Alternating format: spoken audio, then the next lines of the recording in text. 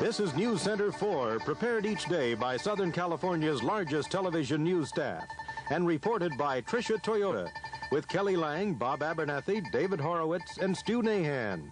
Now for the vacationing Jess Marlowe, here is Tritia Toyota.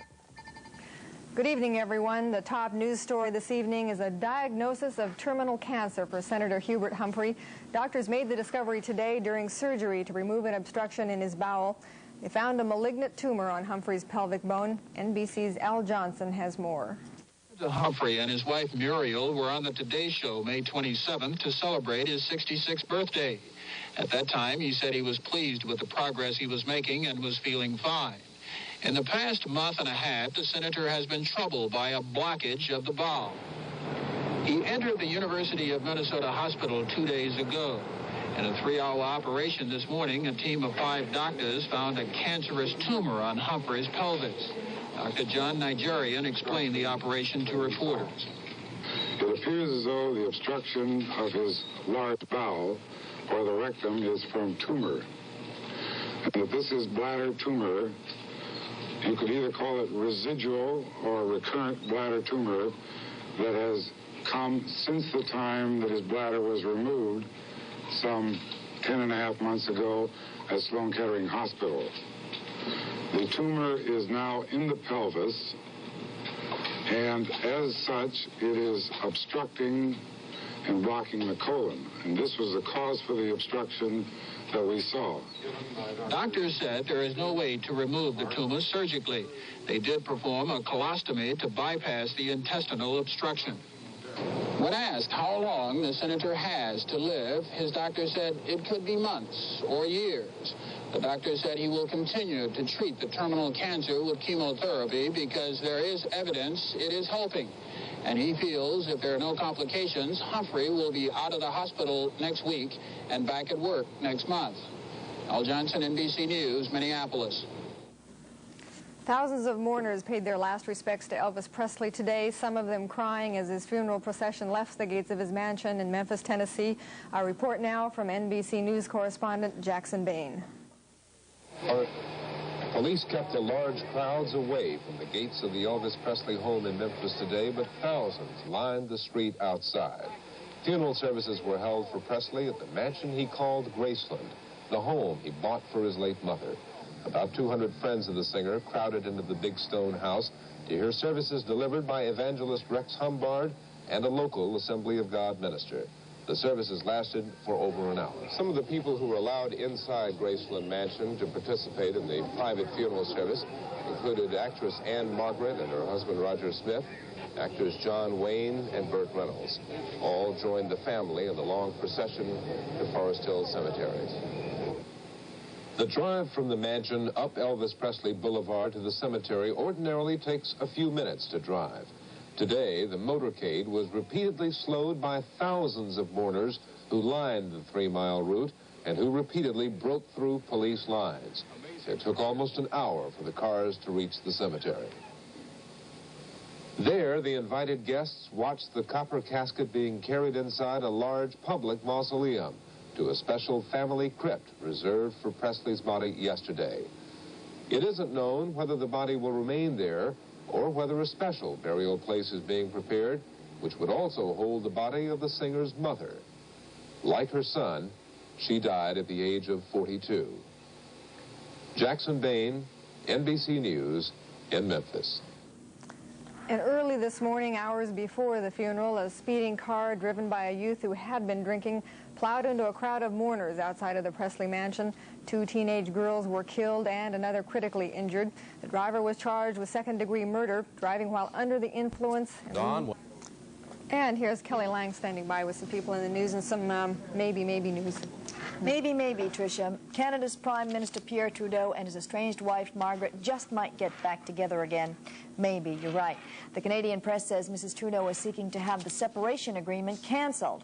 The report says she's been spending most of her time with Trudeau and their 3 children and seems to have lost some of her enthusiasm for a photographic career. Trudeau was granted custody of the children. Philip Agee, the former CIA agent who wrote a book revealing CIA spy secrets, was thrown out of France last night. He was arrested in Bologna and taken to the Belgian border. Last June, he was expelled from Great Britain, and friends say they're afraid he'll be deported from Belgium, too. The Italian government took steps today to get Herbert Kappler back. He's the Nazi war criminal who was smuggled out of an Italian prison hospital in a suitcase by his wife. He's 70, he's dying of cancer. The West German government has said it would not extradite him to Italy, but an Italian courier arrived in Bonn today with a demand for his extradition. Yugoslav President Tito and Soviet President Brezhnev concluded 2 days of talks at the Kremlin today, talks on international matters and the sensitive relations between their two countries. The Soviet news agency TASS reports the talks were held in an atmosphere of friendship and comradely mutual understanding. California Senator S.I. Hayakawa announced today that he's ready to support ratification of President Carter's proposed Panama Canal agreement. Hayakawa was once an opponent of changing the U.S. position in the Panama Canal. First Lady Rosalynn Carter is 50 years old today. She's spending her birthday at Camp David with husband Jimmy, son Chip, his wife Karen, and their baby son. The White House says the family is planning a big surprise for Mrs. Carter tonight, but they wouldn't say what. Singer Mary Ford is in critical condition in a hospital in Arcadia. She's in a diabetic coma. Mary Ford is 52. She had many, many hit songs with her husband Les Paul, Vaya con Dios, How High the Moon, Mockingbird Hill. She divorced Les Paul back in the mid-60s, and that also ended their act. Former Arkansas Governor Orville Faubus got out of the hospital today with a new pacemaker. Faubus is 67 years old. He says he feels good, has no pain. The only effect is his chest looks like the second battle of the bulge, he says. He'll take some time off at home before he goes back to his job as a bank teller. Country western singer Buck Owens' wife has filed papers in L.A. Superior Court charging that Owens is completely erratic and needs a psychiatric examination. According to the deposition, Owens married her on May 2nd. 2 days later, he filed for divorce. Shortly after that, he dismissed the divorce petition and took out ads in newspapers begging her to come back to him. In July, she went back to him. She moved back in with him on his ranch in Bakersfield. 24 hours after she moved in, he disappeared, and he again filed for divorce. Says Mrs. Owens, one day he tells me he loves me and wants to be with me always. The next day he disappears and files for divorce again.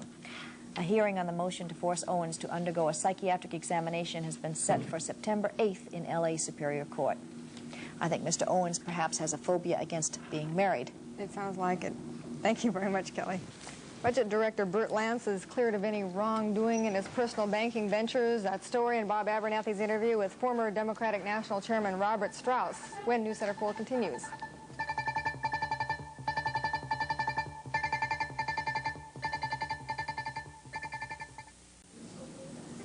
Federal investigators said today that Bert Lance did nothing wrong in his personal banking deals during the 2 years before he became President Carter's budget director. Questions had been raised about Lance's use of his position as president of a Georgia bank to obtain multi-million-dollar personal loans from banks in New York and Chicago. But the comptroller of the currency said that information developed so far does not warrant the prosecution of Lance or anyone else. The report came as a relief to President Carter, as Judy Woodruff reports. The president broke up a day of tennis, swimming, and family birthday celebrations at Camp David to fly back to Washington to put in a good word for his old friend. The Lance investigation has been unsettling for this administration. Mr. Carter has gone for weeks making no public comment on it. Today, White House officials wanted the public to know Mr. Carter feels the inquiry was a thorough one and feels it cleared Lance of the allegations that were raised against him.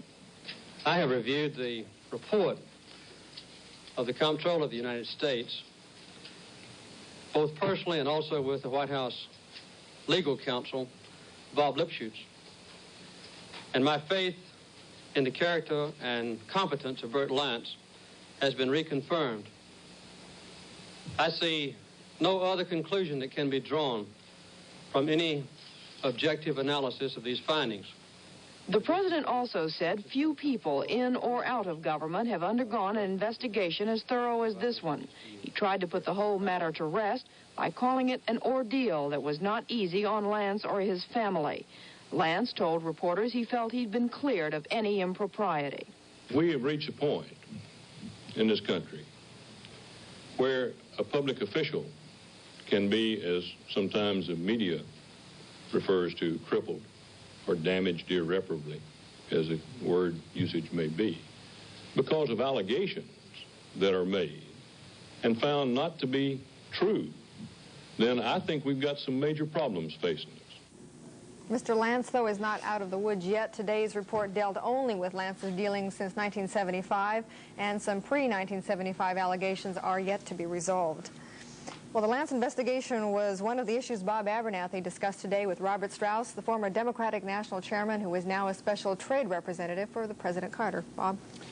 Tricia, Mr. Strauss was obviously delighted with the favorable report on Bert Lance, delighted as a professional Democrat who doesn't want a Democratic administration weakened by scandal, and also delighted because he's come to believe that President Carter very much needs in his cabinet an old friend such as Lance who can talk to him as an equal. It was with the Lance affair, now perhaps over, that I started our talk. Bert handled himself perfectly. I think the president handled himself perfectly. He removed himself from this. Bert got away from it. The comptroller did the most thorough investigation I've ever seen done of anyone like this, and there are very few people in the business or professional or political community could undergo an investigation like he's had into everything and come out with the kind of record that this report obviously shows. It doesn't show that Bert Lance is perfect. No one's perfect, and I'm sure he's made some mistakes along the way and done some things he wished he had done differently. But on balance, is he guilty of anything? No. Is he anything improper or illegal? No. Should he continue in this administration? Yes. Do we need him? Yes.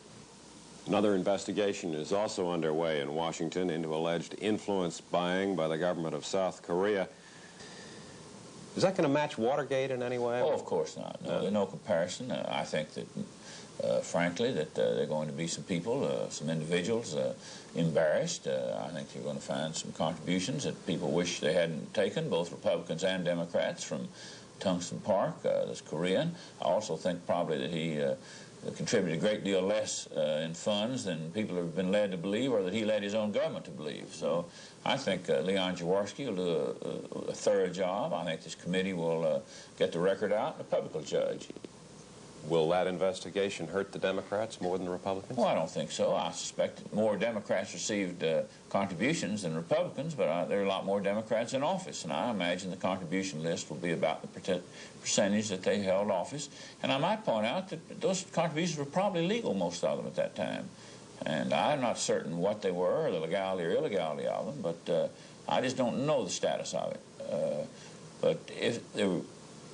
Let's let the record speak for that when we see what the record is. Let's not judge now. But again, you feel that he might have claimed he was paying off some people and he didn't, and he kept the money? Well, it wouldn't be the first time that's happened, and I don't have any great confidence in Tungsten Park, let me say that. And I think there are people who took contributions from him that are going to be embarrassed about it. I think there are others who took some modest contributions who are not going to be embarrassed, but they're going to have a day's story. $500 contribution really doesn't overly influence anyone. Back to President Carter. I've heard it charged that one reason the American economy is not picking up more than it is because so many businessmen are so uncertain about what's going to be done in Washington. They can't make plans because they don't know how energy and taxes and other things are going to come out. Is one reason for that because President Carter is trying to do too much? I don't think it's that President Carter is trying to do too much, but I think that a great deal needs to be done, and the President has tremendous energy. He works tremendous hours, and he's impatient to get on with beginning to solve some of these problems. Doesn't he have too much on his plate? Well, he may have. There's an awful lot on his plate there now, and not put there entirely by him. He had to come to grips with energy. We have to come to grips with welfare. We have to come to grips with tax reform. There are any number of things that this country's long overdue. But trying to do all that at once means he has to get them started. Go slowly. Yes, it would be. The President's life would be more simple, obviously, if he took them one at a time. But he can't afford the luxury. He's got a 4-year term. He's got a lot to get done. He's a man who made promises to the American people, and he wants to fill them. He's working awfully hard. The people around him work hard. I think we're doing a good job of coming to grips with our problems. We're not entitled to A+ on performance, but we're doing reasonably well, I think. What are the politics of the Panama Canal Treaty? Oh, I think the Panama Canal Treaty will it's going to be difficult, but I think we'll be successful in getting it through the Congress, through the Senate, and to the extent necessary, those areas through the House. I think a very fascinating part of it is, particularly for you people in California with former Governor Reagan involved so deeply, is going to be what happens within the Republican Party. I've been very pleased, of course, that former President Ford endorsed the President's program on the treaty, and that former Secretary of State Kissinger appears that he's going to endorse it. And now it appears Governor Reagan will not. So it's really going to have an impact and play in the Republican primary. And but my job as special trade representative for the government doesn't get me into the Panama Canal, and I'm just an observer, as you are. Former Democratic National Chairman Robert Strauss relishing the prospect of another battle within the Republican Party over the Panama Canal. Tricia? A somewhat smug smile at the word observer, huh? Thank you, Bob. There's much more to come here on News Center 4, including a live report from Sal Halpert at the Los Angeles School Board meeting, the story of a new low-income townhouse development in the Watts area, and Stu Nahan with film from Dodger Stadium, where Don Sutton came within 4 outs of pitching a no-hitter. We'll all be right back.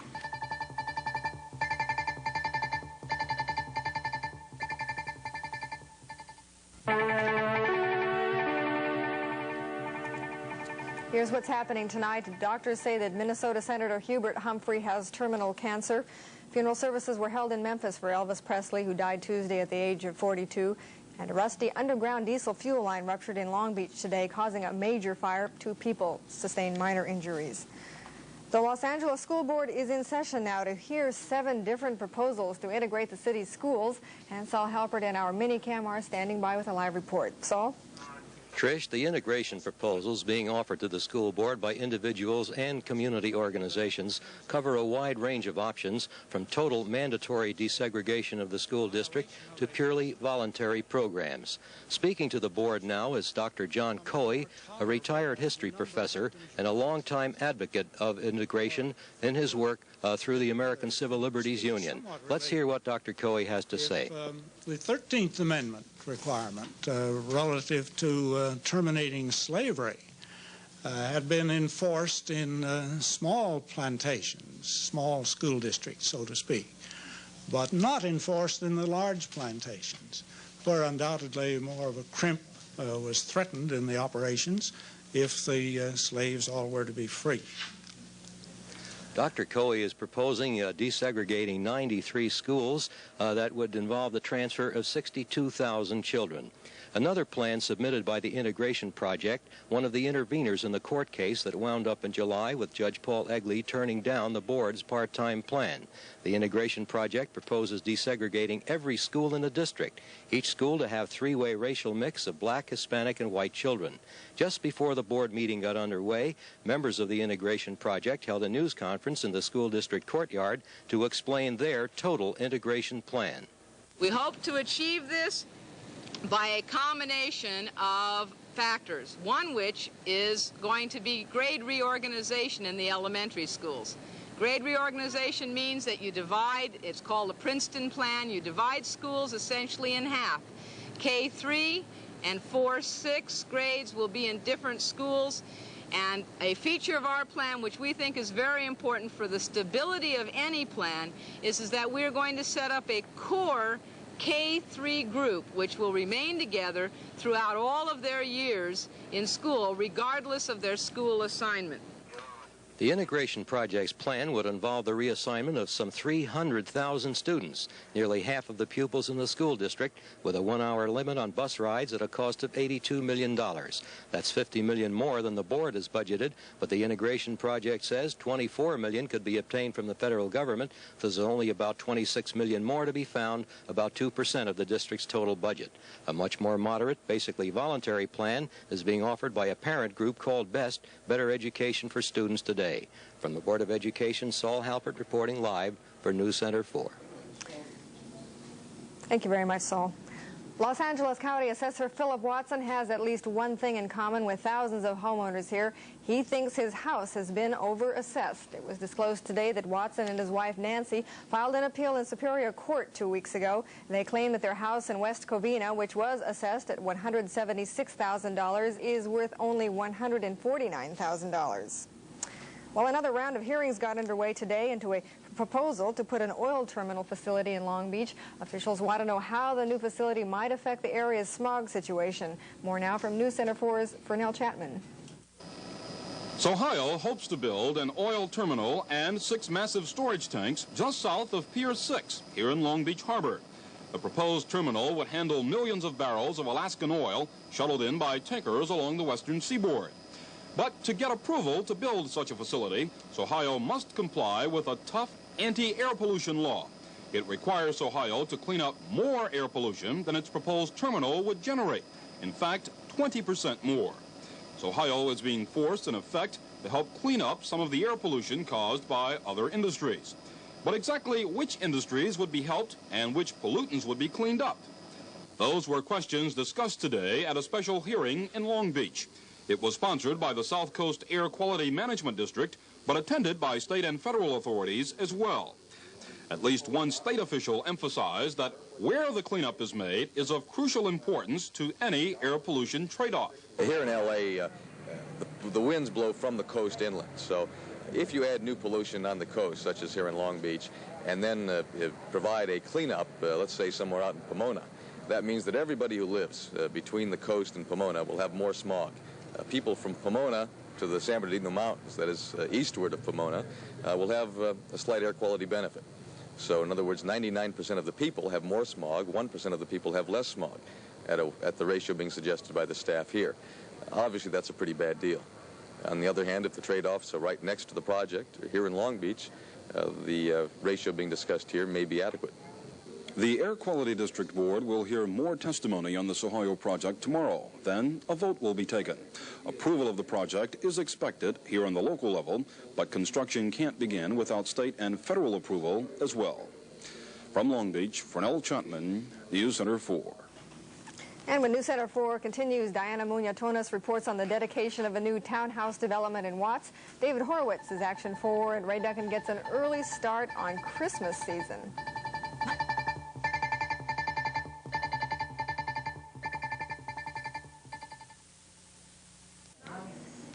A new housing development called Washington Village Park opened today in Watts for low and moderate income families. The site of the project is symbolically significant, as Diana Muñatones now reports. 12 years ago, this area was destroyed in the fires of the Watts riots. Through the efforts of the Watts Redevelopment Project, this housing complex was built. It's the first multi-family townhouse-type dwelling to be built in Watts. It was made possible with the help of federal funds, which allows eligible families to pay rent according to their income. Washington Village, which opened today, has 102 units in a park-like setting. We're not talking only about the carpeting and the drapes and the air conditioning, okay? But we're talking about things such as letting a person know that they're completely secure. This place, for example, has its own quote-unquote police force. It has a security force of 8 men. It's a place where an old lady can come home at night, in the middle of a ghetto, mind you, at 12 or 1 or 2 o'clock at night, punch her card in the electronic gate and know that there's a security force which will help her get to her apartment. Mayor Bradley toured the new facility. The apartments are air-conditioned, equipped with ranges and refrigerators, and are fully carpeted. Washington Village was long in the planning stages, but now it's officially dedicated, and the mayor says it means a lot to the community. We've seen a rebirth of the housing activity. The place is livable again. And more than that, people who were burned out have been able to come back and to live here at Washington Village at a rent supplement where they paid 25% of their income. That makes it possible for people to afford really decent, safe, and quality housing. The people who worked so hard on the Watts Redevelopment Project say Washington Village is like a phoenix. It's come out of the ashes, and for them it symbolizes a rebirth of Watts. From Watts, Diana Muñatones, News Center 4. And here's David Caveat Emptor Horowitz. Thank you, and I think we ought to explain caveat emptor means buyer beware, and our first thing is a buyer beware. if you sign a contract, read it first, regardless of what kind of contract it is. A Santa Barbara student did it and ended up losing a $50 registration fee on a class at the Theater Arts School in Los Angeles. He decided to cancel his enrollment the same day he made the deposit, so he sent the school a registered letter requesting cancellation and a refund.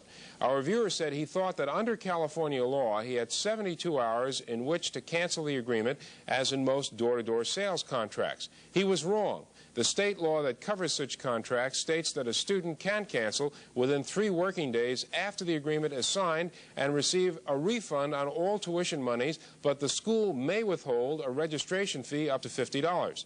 The school's information bulletin and the contract our viewer signed contain that information. Our viewer had no refund coming. He apparently hadn't read the contract.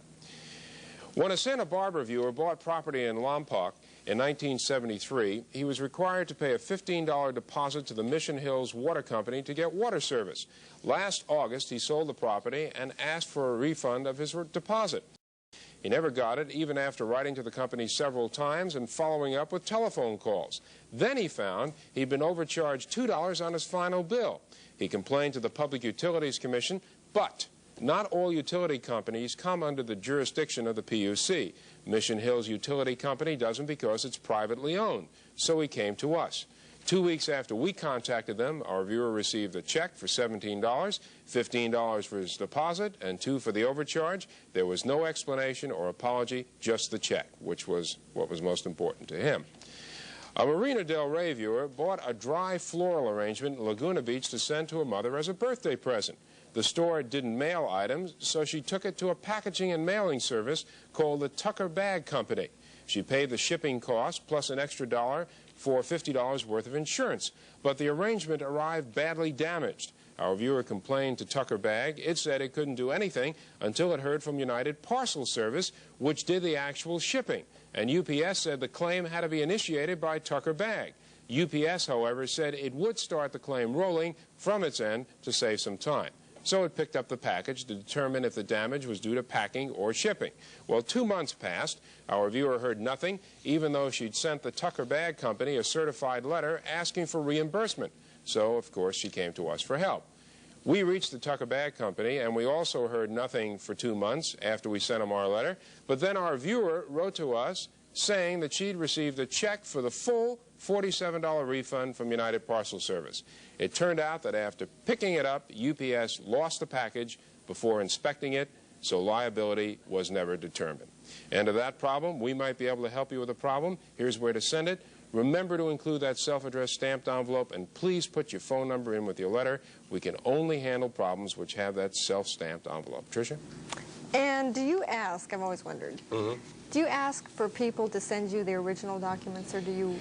I have said this numerous times. You know what happens, Tricia? People send us birth certificates, passports, original insurance policies, and I say, please don't send that stuff. It's not because we don't want it. We want copies of it because we can't really be responsible for holding on to original documents just in case we lose it. And just because you have something on the air doesn't mean that you haven't solved other problems. That's right. The problems that I pick for action for are problems that I consider to be of the broadest interest to the greatest number of people, that people will learn something from. Because we get 1,500 to 2,000 consumer complaints a week. We solve a great number of them, but of course we can't put them all on the air. Okay, very good. You won't believe this, but Ray Duncan is talking about Christmas already. And even though there are still 4 months till Christmas, it seems much longer than that. Ray Duncan has already gotten into the Yuletide spirit, this after stopping at a place where the symbols of Christmas are a year-round tradition. It's not only the heat and the humidity of August, the home for sale, the drudgery of moving. The Darrow household in the city of Cyprus has other problems entirely out of season. Let's make it clear, they bought this white marvel for sentimental reasons.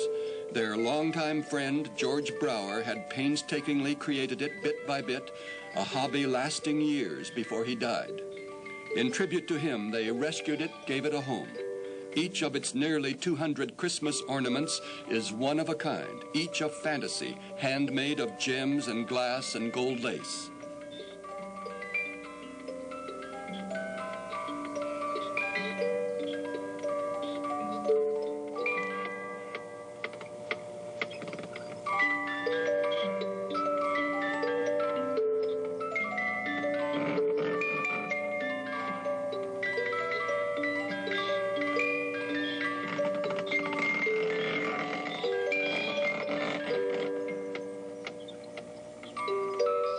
It was sentiment, remember, that set them up with this Christmas problem in August. Nearly 500 pounds of tree won't fit into their plans for moving north to build a new home. Dorothy Darrow and husband Carl hope other tree lovers will take over. Many do pause or stop at the window, car lights mingling with Christmas, to wish them Merry August. From Cyprus, Ray Duncan, News Center 4. And we have a Mary Stu Nahan up next with the sports news tonight. He has highlights of Don Sutton's almost no-hitter. Almost. Is that what it is? Okay. Almost. Here is Stu and Don Sutton. All right, let me tell you about Don Sutton. And for that young man, it was a long time between victories. 45 days to be exact. But when Don finally notched his 11th win of the year today, it was outstanding. Sutton's bid for a no-hitter was erased with 2 out in the 8th inning. Mark Hill hitting .247, single cleanly to left field. But that was the only hit the Giants got. And Sutton tying Don Drysdale for the most victories as a Dodger in Los Angeles with 187. Also turns in his 5th one-hitter, which ties a National League record. Let's take a look now as to the outcome of the game. The Dodgers won at 7-0 to go 12 games up on the idle Reds with only 42 games left to play. And right after the game, the Dodgers took off for a 7-game road trip with stops in Chicago, St. Louis, and Pittsburgh. The Dodgers got off to a 3-0 lead when Davey Lopes belted a 3-run homer off Giants starter Jim Barr in the 2nd. Reggie Smith then belted his 13th home run of the year in the 3rd inning, and the Dodgers had a 4-0 lead. Center fielder Darrell Thomas trying to flag it down vainly.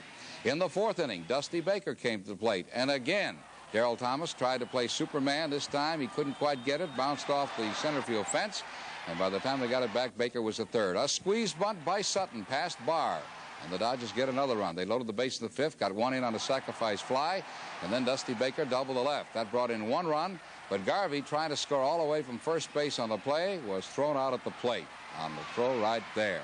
In the meantime, the Dodgers playing excellent defensively, and watch this pop-up in the 8th inning with nobody out. Still no hitter going for Sutton. Teddy Martinez goes into the dugout. Would you believe he caught that ball? Then the first hit of the ball game came with 2 out in the 8th inning. Mark Hill, the Giant catcher, clean single to left, and that was to be the only base hit. 4 walks in between, and finally, Mr. Sutton got his final out, a strikeout of Jack Clark, and he was congratulated as he picks up his 11th win of the year in a very, very fine pitching effort. Well, the Angels, meanwhile, they're off until tomorrow night when they host Toronto. But there were a couple other games played this afternoon. The Pirates got by the Cubs 7-6 to move to within 4 games of the Phillies, who played Montreal tonight. The Cubs are now 6.5 back. Boston Red Sox made it 17 out of 19 with an 8-4 win over Milwaukee.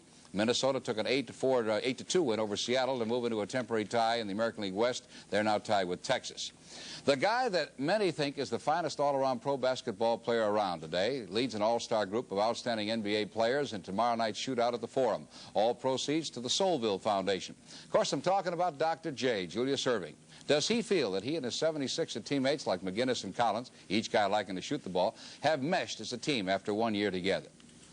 I think that you know, this is what we're going to strive for in training camp. And when we start our coming season in October, this is the type of team that we hope to put on the floor, one that understands one another and plays, you know, the game for the good of the team. And, you know, there were times during the playoffs in certain games with Boston and Houston, as well as the first couple of games with Portland, you know, where we displayed that type of potential. And, you know, next year we'll tell the story, I believe. We're looking forward to it. Is Wilkes, and you from a far away look at this ball club we have here in Los Angeles, is Wilkes going to make that much difference to the Los Angeles ball club? Well, I think, you know, they'll move forward to a power forward position, so they have 2 power forwards with he and Washington. And with Jamal and Cassie playing a small forwards position, that gives them a very solid core of forwards. And you know, if the guard core comes around for them, you know, Tatum comes through and becomes a floor leader and ball handler along with, you know, Chaney and the other guards they have. You know, they could be a better ball club than they were last year. And they have the best record. And they did have a great record. They don't need any help at center. We don't have to worry about that position. You think that guy's going to do it all right? Yeah. Okay. Yeah. Hey. Well, the Los Angeles Rams signed their last remaining holdout today, middle linebacker Jack Reynolds, and before the ink was dried on the contract, they traded Jack Reynolds to Tampa Bay for some future sports considerations. And that Aztecs playoff game against Seattle, which was scheduled for Saturday night at 8 o'clock at the Coliseum, has been rescheduled Sunday night at 7 p.m. also at the Coliseum. That's it. Very good, Stu. We will now go to Paul Moyer up in the Channel 4 newsroom for a preview of what we'll be seeing at 6 o'clock, and then I will be back with a story about the Black Plague in Northern California. Here's Paul. Thank you much, Tricia. For those of us who thought that the Occidental Oil Company drilling off Pacific Palisades was a dead issue, think again tonight. It is not. We have new developments at 6 o'clock. Elvis Presley laid to rest today. We'll have a film story on that. And Bob Abernethy has some comments about Elvis and some of the other notables that we have lost. Special report tonight on the changing image of Huey Newton and the Black Panther Party. Paul Dandridge with some startling news about the high cost of dying. And David Horowitz has part 2 on tips in protecting your home from fire and also some advice on what to do in case the worst should happen. Kelly and I with the news at 6 o'clock. Tricia comes right back after this.